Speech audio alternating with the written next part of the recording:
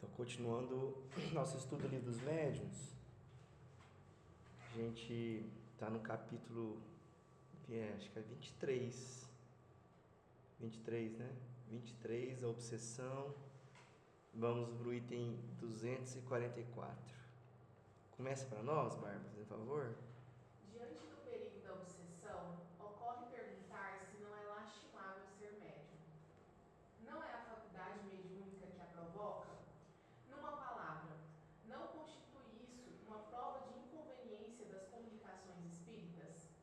Fácil se nos apresenta a resposta e pedimos que a meditem cuidadosamente.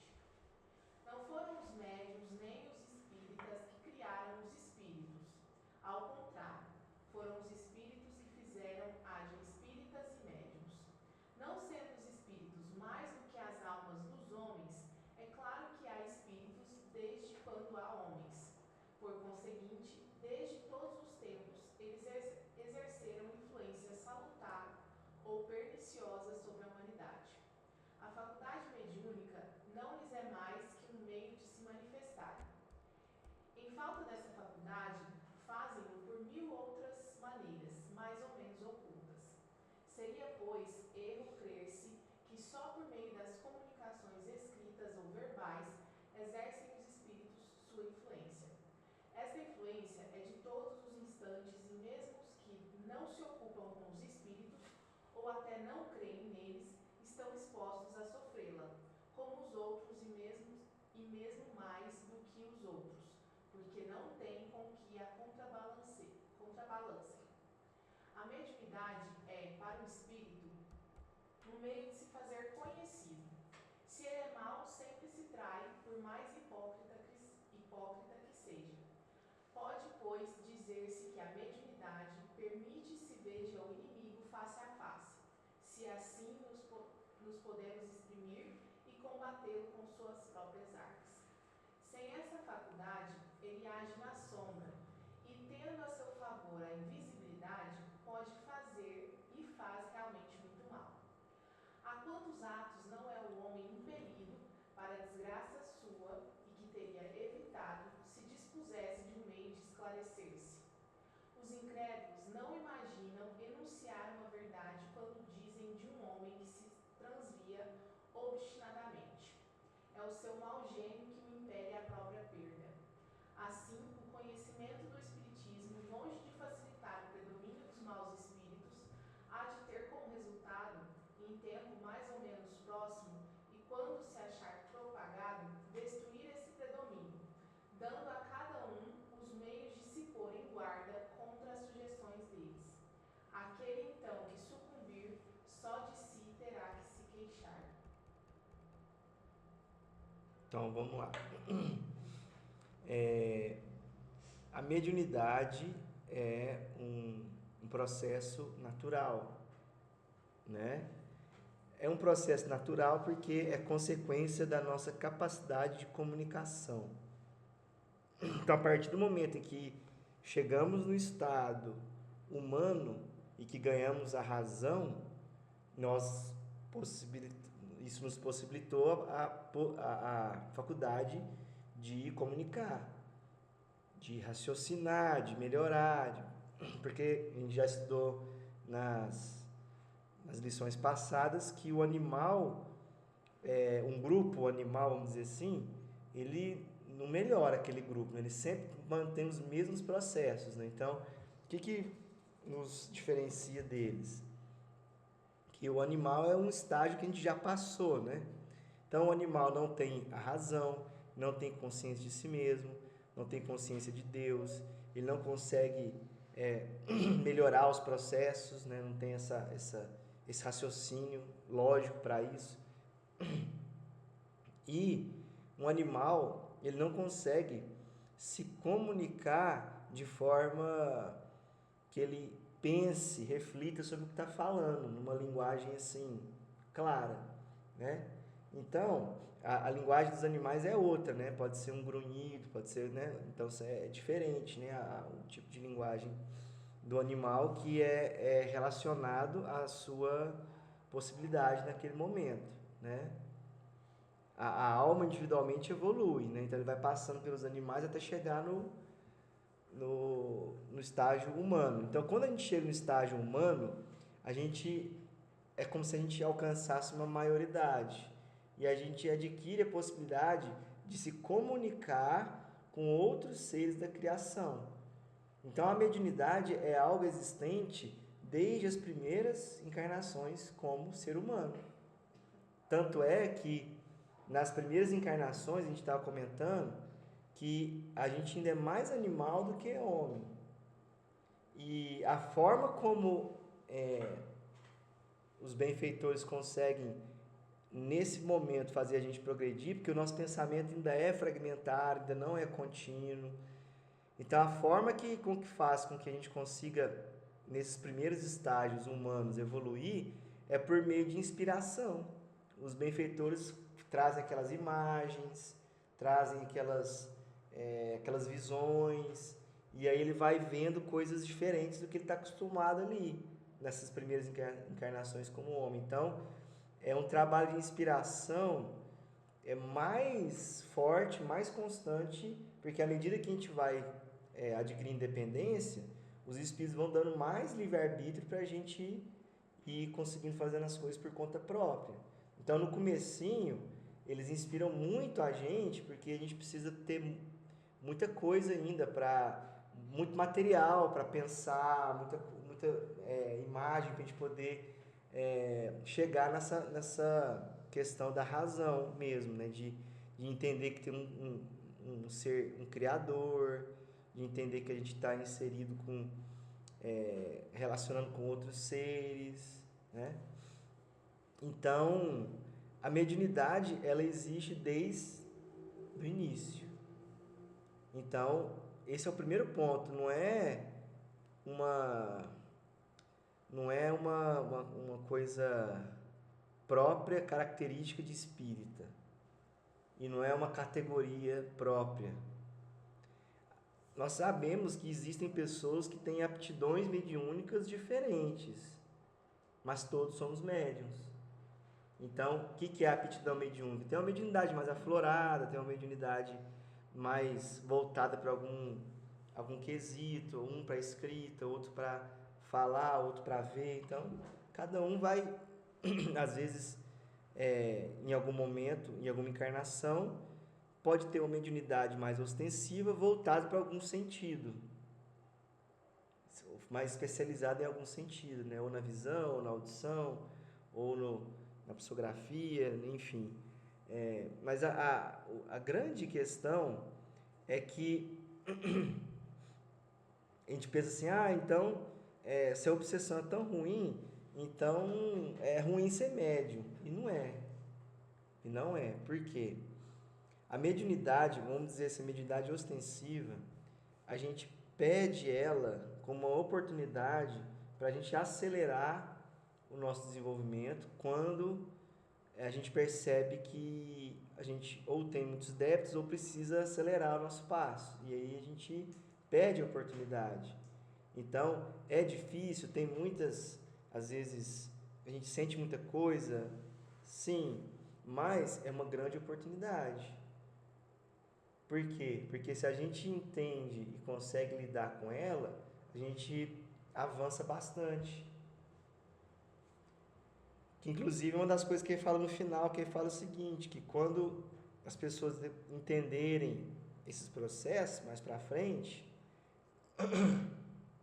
eles não vão conseguir fazer tanta coisa assim, porque eles conseguem, porque eles ficam na invisibilidade, as pessoas acham que não existe, acham que não tem, então eles conseguem atuar sem que a pessoa perceba a atuação. A partir do momento que todo mundo sabe que existem os irmãozinhos desencarnados, que são nossos irmãos, que é uma fase natural, né? que é a dimensão espiritual, que é a verdadeira dimensão nossa. Então, quando todos tiverem essa noção, a pessoa vai começar a refletir melhor naquilo que ela está pensando e aquilo que ela está obedecendo. Provavelmente isso vai acontecer quando a ciência, de alguma forma, provar. Não necessariamente. para que Não se necessariamente. expanda, assim, se espalhe? Não, porque ele já é expandido. Tem outras coisas que, interesses pessoais, coisas que não é, o Kardec mesmo fala, não é por questão de convicção que as pessoas elas não aceitam, é muito mais por questão de conveniência e interesses. Então, para algumas pessoas que gostam de poder, isso não é interessante. Não é que por questão de comprovação, até porque a existência dos espíritos já foi muito bem comprovada. Muito bem comprovada. Não é uma questão simplesmente de ciência. É claro que existem aqueles que são materialistas. Só que aqueles que são materialistas não serão convencidos pelos fenômenos.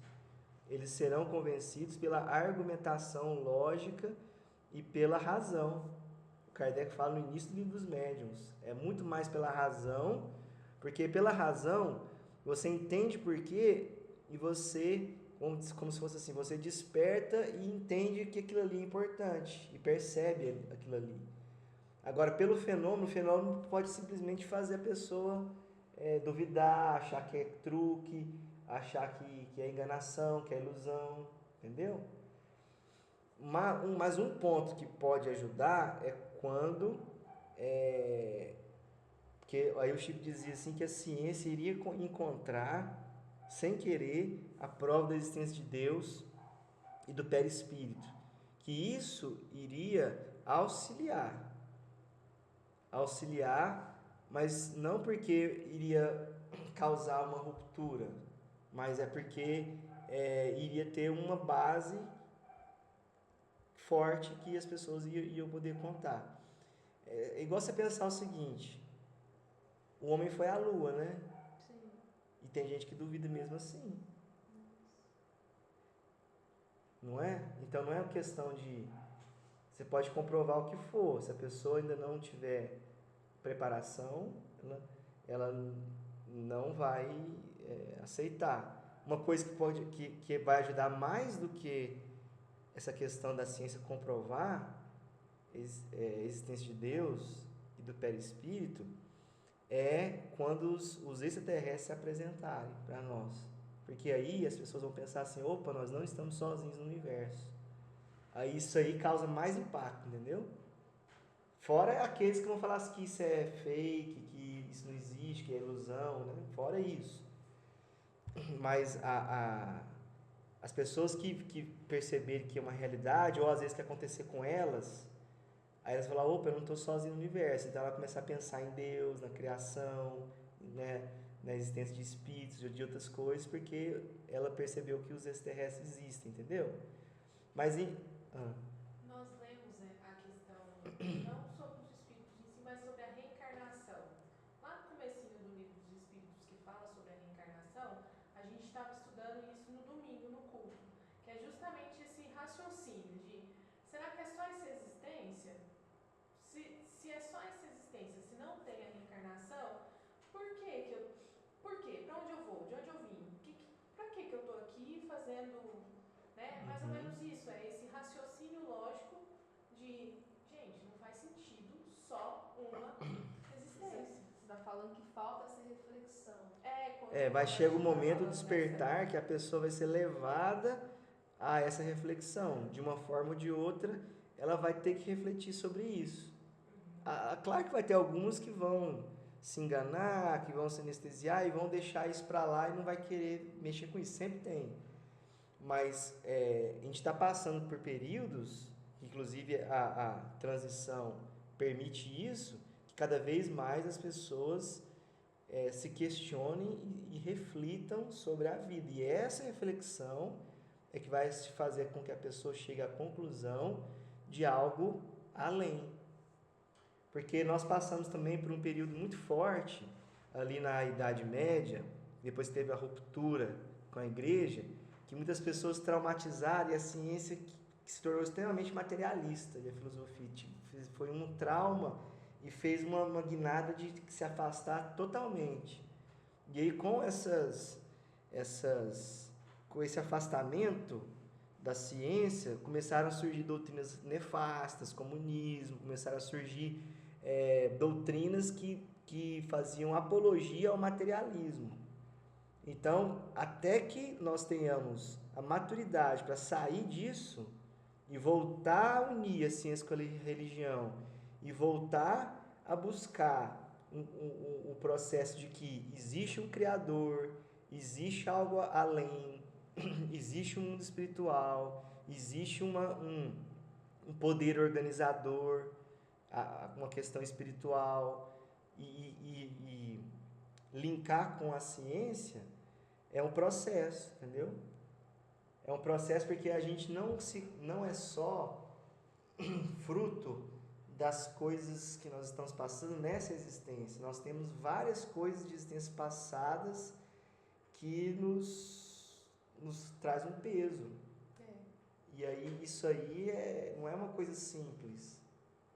Entendeu? Claro que a transição está acelerando isso. Cada um tem seu tempo, né?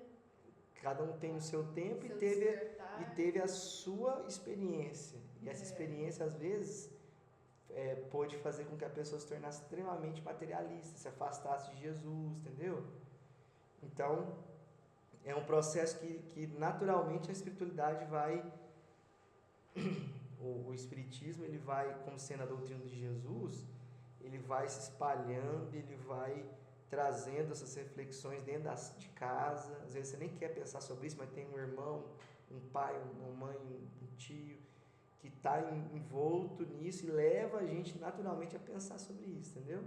Então, vai espalhando naturalmente. Então, mas isso tudo é para a gente chegar ao ponto de que não foram médiuns nem espíritos que criaram os espíritos, né, que é o raciocínio do Kardec. É a questão da existência do espírito com as suas faculdades de comunicação, sintonia. A gente é sempre médium de alguém. Por exemplo, o computador é meu médium. O computador é meu médium. Meu braço é meu médium. Médium de movimento, entendeu? A gente é sempre médium de alguém. Encarnado, desencarnado. Quando a gente está trabalhando, a gente está sendo médium da empresa. Então, assim, a gente sempre é o intermediário de alguém, de alguma coisa. Então, isso é uma faculdade natural, entendeu? E por a gente se comunicar, a partir do momento que a gente emite os pensamentos, e esse pensamento tem imagem, som, cor, cheiro, tem os nossos sentimentos, é carregado de informações. E a gente está o tempo todo. E aí essas informações, elas sintonizam com as mesmas informações, que a gente chama de frequência. Então, a partir do momento que eu sintonizo, comunico com outras frequências, eu estou influenciando, porque eu estou levando aquilo ali e estou sendo influenciado. Porque eu também, a partir do momento que eu penso, aquilo ali reflete sobre mim mesmo, antes de qualquer coisa. Então, a gente está o tempo todo comunicando. Está o tempo todo comunicando com encarnado e desencarnado. O tempo todo. Por quê? Porque a gente está pensando o tempo todo. A gente não consegue fazer uma pausa no pensamento. Porque o nosso pensamento é contínuo. Nem dormindo. Porque aí nosso espírito vai buscar as coisas. Por isso que a alimentação é importante. Quando a gente fala de alimentar o pão do espírito, a alimentação da alma, é importante. Por quê? Porque a gente está pensando o tempo todo. Isso não tem jeito. Então, a questão é, o que estamos pensando? Que é isso que faz bem ou mal pra gente, entendeu? Não é o fato de não pensar, porque não tem jeito, né? Mas é o fato de o que estamos alimentando, o que estamos pensando. Não tem como a gente desconectar, porque a gente está imerso no fluido universal, que é o hálito divino. Não tem como a gente desconectar disso. E o hálito divino, ele é o condutor do pensamento.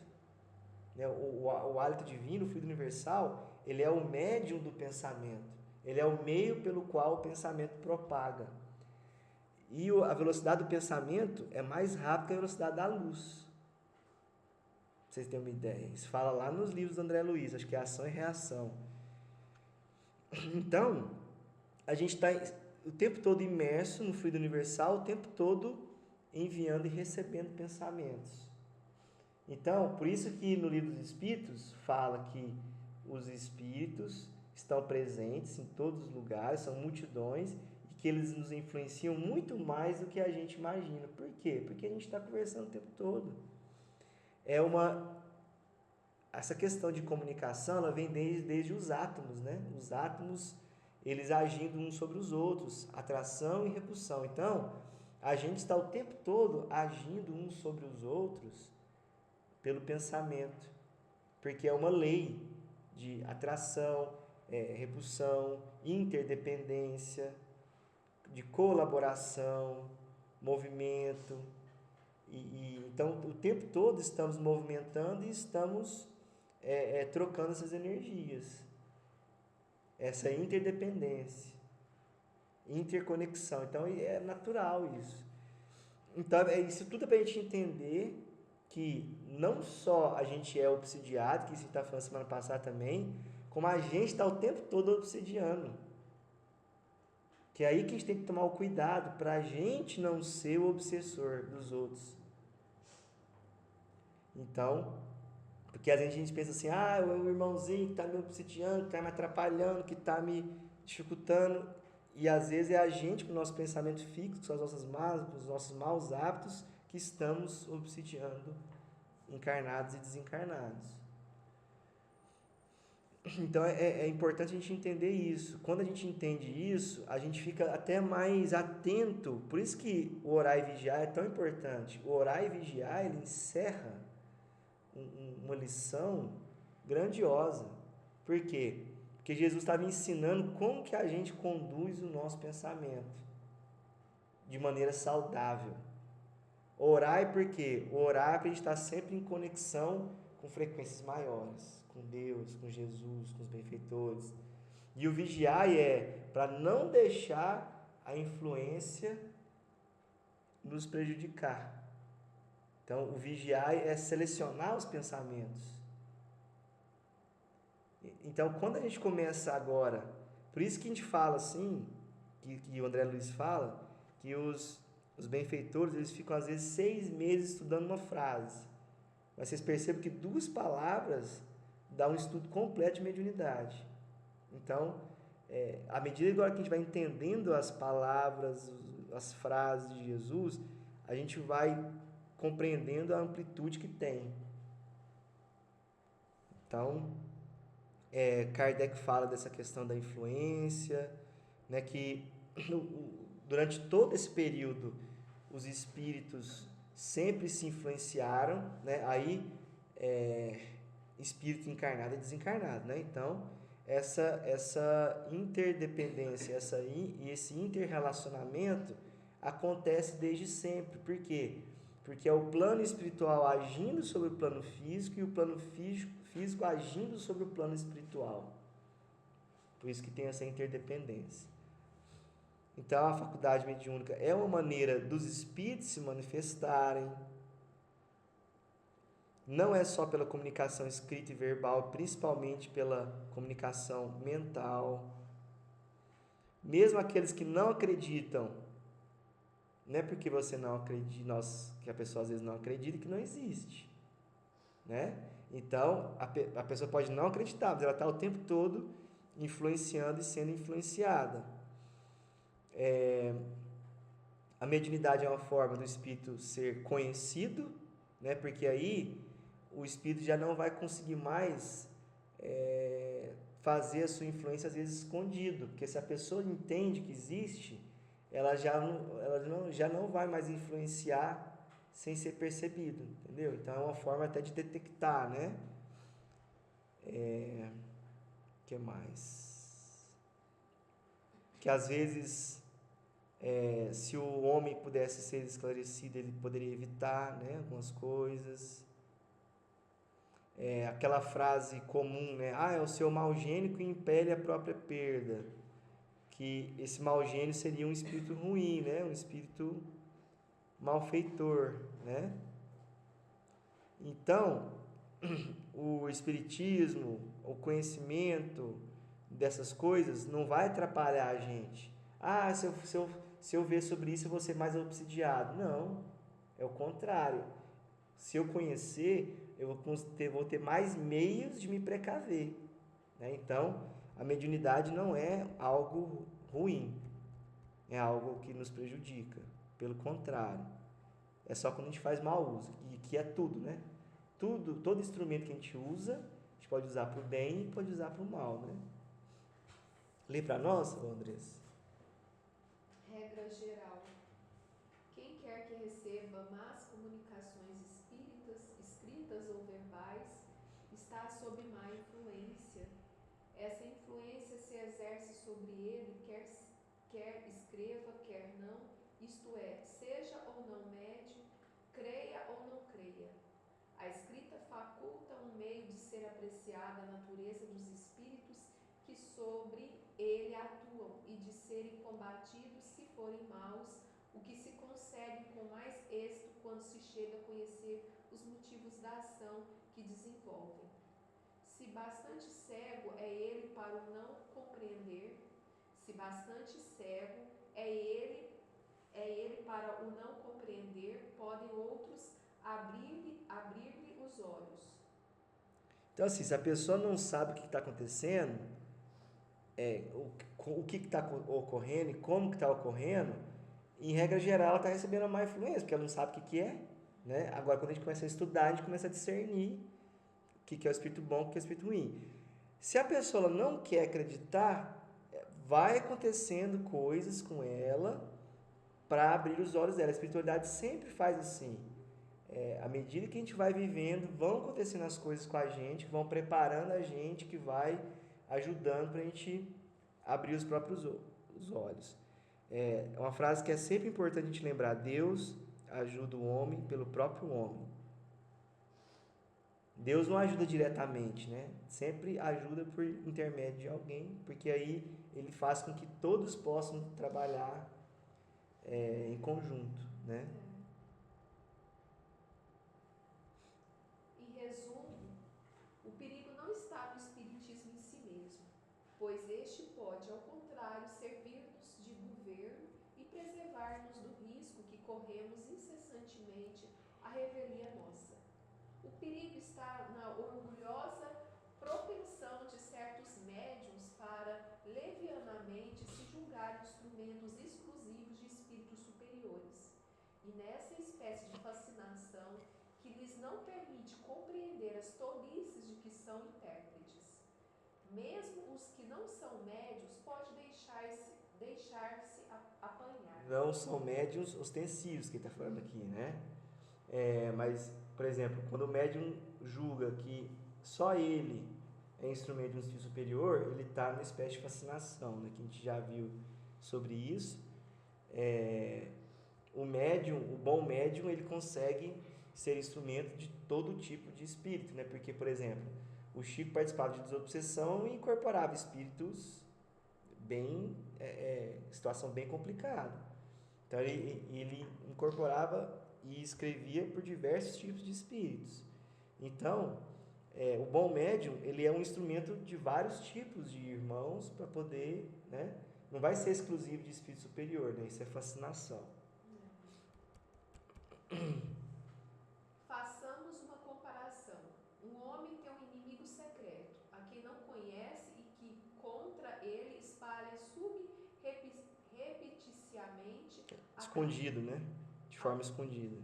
A calúnia e tudo o que a mais negra maldade possa inventar. O infeliz vê a sua fortuna perder-se, afastarem-se seus amigos, perturbada a sua ventura íntima.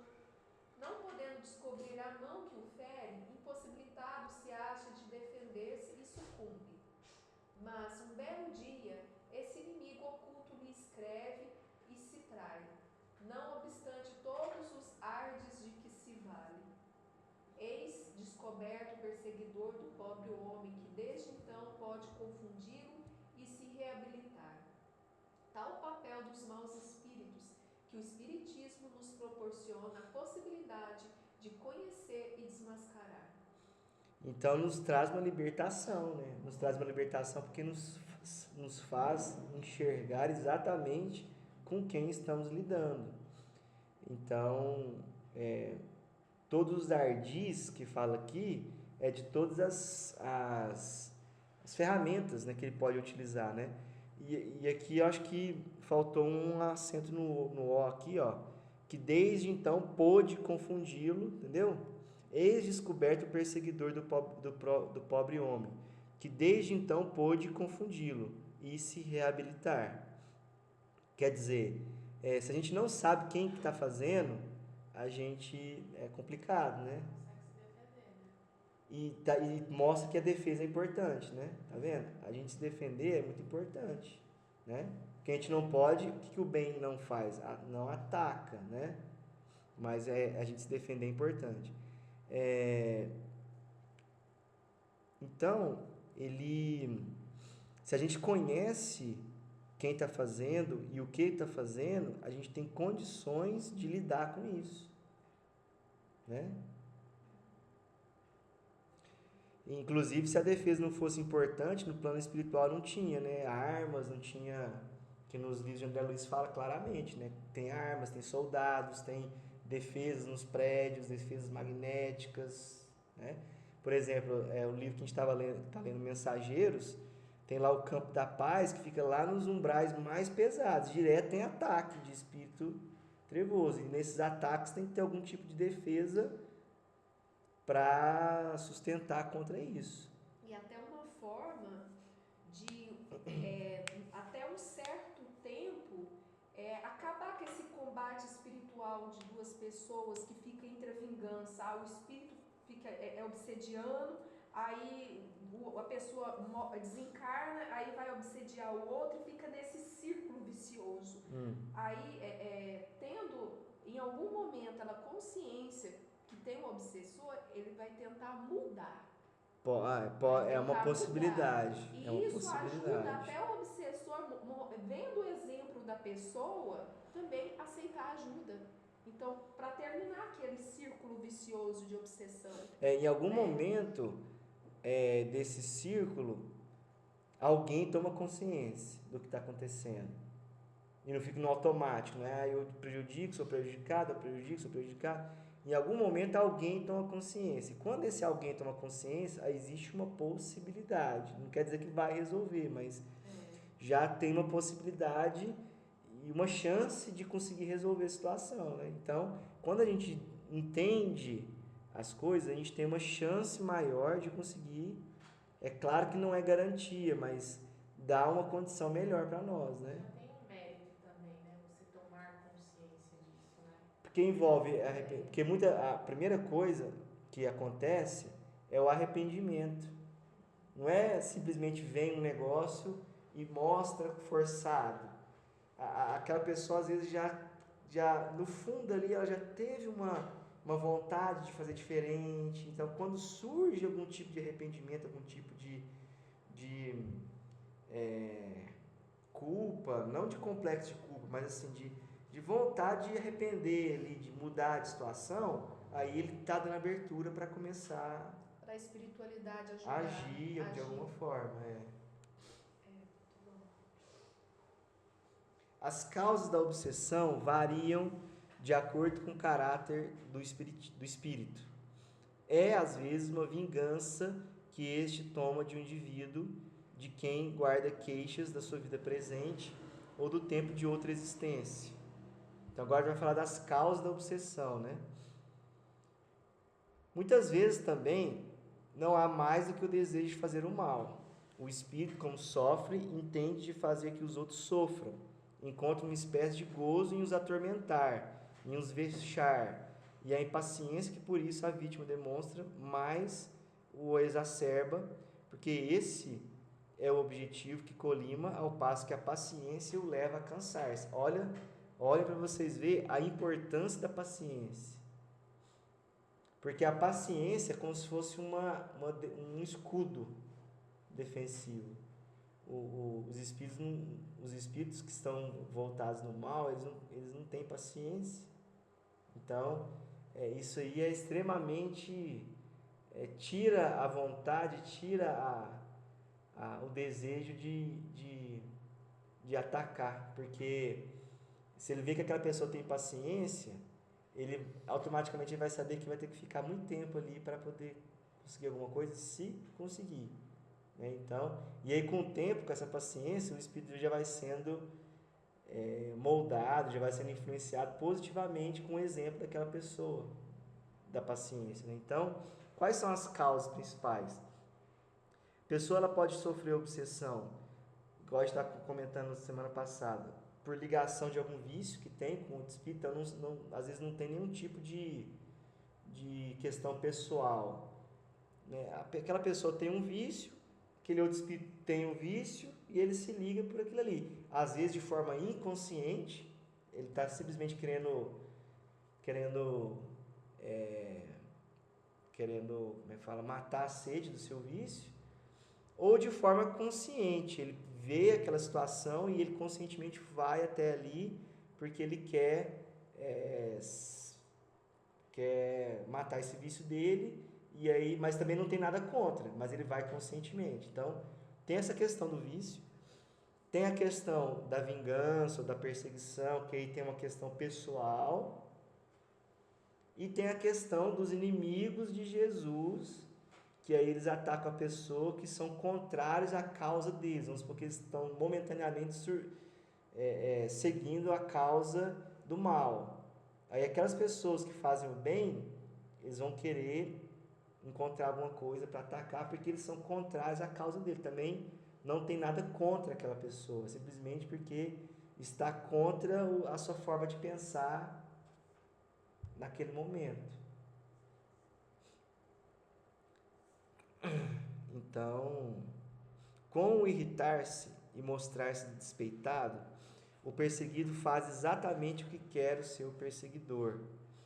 No caso, quando o espírito ele está simplesmente ali porque quer fazer o mal, né? Porque sente prazer com isso, também não tem nada contra aquela pessoa, né? Esses espíritos agem, não raro, por ódio e inveja do bem, tá vendo? Os adversários da causa.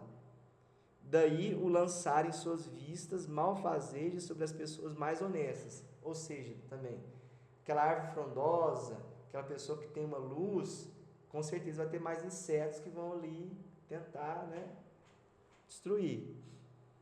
Um deles se apegou como tinha a uma honrada família do nosso conhecimento, a qual, aliás, não teve a satisfação de enganar. Interrogado acerca do motivo por que se agarrar a pessoas distintas, em vez de o fazer a homens maus como ele, respondeu: estes não me causam inveja. Então as pessoas boas causavam inveja a ele, né? Ele falou o contrário, então. Ele estava negando uma coisa que. Não, ele não teve como ele enganar. Ele foi, e aí perguntaram por que ele se agarrou àquela família, ao invés de influenciar pessoas que estão na mesma sintonia que ele. Aí ele falou, porque aquelas pessoas que estão na mesma sintonia que eu, não me causam inveja, porque ele está no mesmo barco, entendeu? Ele queria pessoas que causavam inveja nele, que ele via uma situação melhor que a dele, né? Outros são guiados por um sentimento de covardia, que os induz a se aproveitarem da fraqueza moral de certos indivíduos que eles sabem incapazes de lhes resistir. Então, é a sede de poder, é a sede de causar impacto numa pessoa que ele vê que é mais fraca, né? Então, são da mesma forma que existem sentimentos nobres, que a gente pode colocar como guia para nós, existem sentimentos ruins, né? Que causam vício também, né? Que causam vício. Então, sede de poder, hipnose, vingança, cada um desses sentimentos que são negativos dos positivos, né? Eles causam um certo vício e causam aquele espírito fica, alguns se comprazem, né, em ostentar ou em alimentar esse tipo de Um vício moral, sentimento, né? né? E daí só comprova o que a gente já falou várias e várias vezes sobre o fato dessa obsessão acontecer, porque nós abrimos essa porta, né? Todas Exatamente. essas situações. A gente, em algum momento, a gente se ligou, né, por alguma imperfeição nossa, a gente se ligou a essa influência. Então é sempre por permissão nossa. Se a gente não tiver essas imperfeições, eles não vão conseguir se ligar, né? Um destes últimos que subjugava um rapaz de inteligência muito apoucada, interrogado, quer dizer, pouca inteligência, né? Interrogado sobre os motivos dessa escolha, respondeu: tenho grandíssima necessidade de atormentar alguém. Uma pessoa criteriosa me repeliria. Ligo-me a um idiota, que nenhuma força me opõe. E por que Deus, a espiritualidade, permite que eles se liguem a essas pessoas assim? Porque essas pessoas estão na idiotia, nesse caso que a gente está falando, por conta de um débito que ela adquiriu, né? Normalmente, as pessoas que nascem nessa condição intelectual, que não consegue exercer, né, a sua inteligência, é porque utilizou mal a inteligência, né, para prejudicar o próximo. Aí, normalmente, ou ela pede, ou então, se ela está numa situação muito difícil, ela pode ser, a gente sabe que existe reencarnação compulsória, né, ela pode ser obrigada a reencarnar com esse tipo de problema, para poder resgatar. Aí está sujeito também a essas influências. Deixa eu ver aqui se dá tempo de... Dá. Que vai falar os que não tem maldade. Há espíritos obsessores sem maldade, que alguma coisa mesmo denotam de bom, mas dominados pelo orgulho do falso saber. Então são os pseudo-sábios, né? Têm suas ideias, seus sistemas sobre as ciências, a economia social, a moral, a religião, a filosofia, e querem fazer que as suas opiniões prevaleçam, né? Quer obrigar que as pessoas sigam sua forma de pensar, né? Da mesma forma que essas doutrinas que as pessoas querem colocar a goela abaixo, né? Para esse efeito, procuram médiuns bastante crédulos para os aceitar de olhos fechados e que eles fascinam, a fim de os impedir de discernirem o verdadeiro do falso. Quer dizer, eles vão procurar um médium que vai aceitar a comunicação e que não vai questionar, né? Que vai achar que é sempre espírito bom, né? São os mais perigosos, porque os sofismas nada lhes custam, né? As mentiras, né? Nada lhes custam, e podem tornar cridas, ou seja, podem tornar acreditáveis, né, as mais ridículas utopias. Como conhecem o prestígio dos grandes nomes, não escrupulizam em se adornarem com um daqueles diante dos quais todos se inclinam, e não recuam sequer ante o sacrilégio de se dizerem Jesus, a Virgem Maria ou um santo venerado. Procuram deslumbrar por meio de uma linguagem empolada, linguagem difícil, né? Mais pretensiosa do que profunda, eriçada de termos técnicos e recheada das retumbantes palavras caridade e moral. Cuidadosamente evitarão dar um mau conselho, porque bem sabem que seriam repelidos. Daí vem que os que são por eles enganados os defendem, dizendo: bem vedes que nada dizem de mal. A moral, porém, para esses espíritos é simples passaporte e é o que menos os preocupa. O que querem, acima de tudo, é impor suas ideias, por mais disparatadas que sejam. Situação que acontece entre espíritos encarnados, que querem impor suas ideias, e desencarnados. Né? O orgulho e a vaidade do espírito obsessor se ligando com o orgulho e a vaidade do que está sendo obsidiado. Exatamente. E esses espíritos querem ter aquela pompa de falar assim: olha aqui, eu tenho essa ideia, é minha, e eu sou seguido, e eu sou venerado, né? E aí os médiuns falam: tem um espírito elevado que comunica por mim, olha o tanto que ele escreve difícil, olha o tanto que ele escreve bonito, olha o que ele fala, não sei o que. Então, é uma fascinação, né, mútua, né? Mas o médium, ele não percebe, porque assim, se a gente buscar a simplicidade da mensagem, qual que é a lição moral que a mensagem está passando, aí a gente consegue rapidamente detectar e discernir. Então, é importante a gente entender como que eles fazem, né? Como que eles se ligam, quais são as suas ideias, o que eles pensam, porque a gente vai saber, quando a gente passar pela situação, a gente vai saber, se a gente vê alguém, se a gente passar por alguma situação assim, a gente vai saber como agir. Então, o que ele falou ali? Linguagem complicada, utiliza de grandes nomes, procuram deslumbrar, termos técnicos demais, né? Usam muita caridade, moral, mas de forma vazia, né? Então, dá para perceber, sabe por quê? Porque o espírito ele não é elevado, então em algum momento ele vai se escorregar, ele vai se... Você respondeu o que eu ia perguntar. Mas tá bom. É isso aí. Quer dizer, a espiritualidade, Deus mesmo já vai mostrando para ele que... E também porque assim, se a espiritualidade permite que ela consiga alcançar essa pessoa, para ela poder aprender também a discernir e melhorar, ela também vai permitir que essa mesma pessoa obtenha as condições para entender que esse espírito não é o que ele imagina. Entendeu?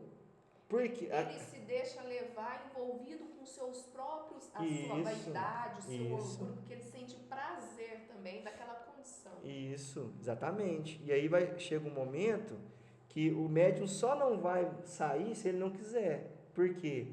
Porque vai ficar muito óbvio, porque ele vai incentivar o melindre, ele vai incentivar o exclusivismo, a solidão do médium para não receber críticas.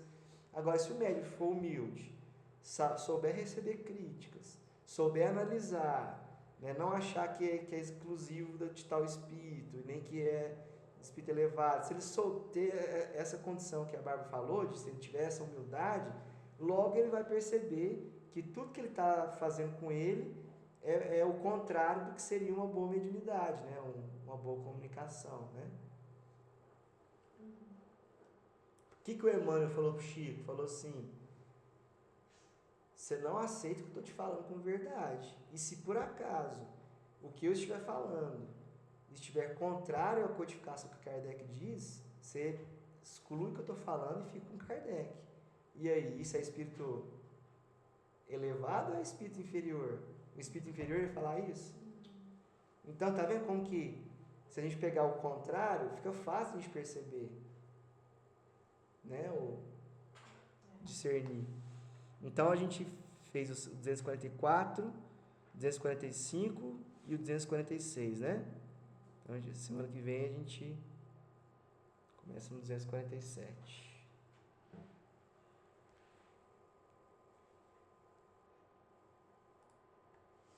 E como é que você falou em cima que os benfeitores têm abertura